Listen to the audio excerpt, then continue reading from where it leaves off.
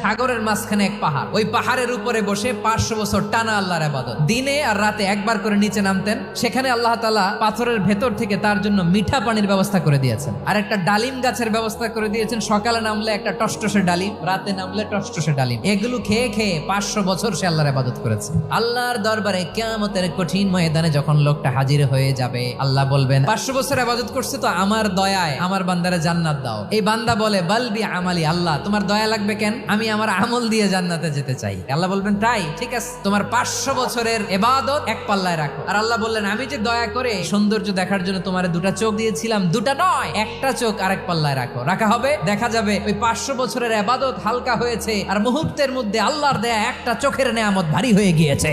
ফলাফল দেখো, হিসাব বলে তুমি এখন জাহান্নামে যাবা, যাও এবার জাহান্নামে যাও। এবার লোকটা কাচুমাচু করে বলে আল্লাহ এবার আমি বুঝতে পেরেছি তোমার দয়া ছাড়া দুনিয়ায় কেউ জান্নাতে যেতে পারবে না।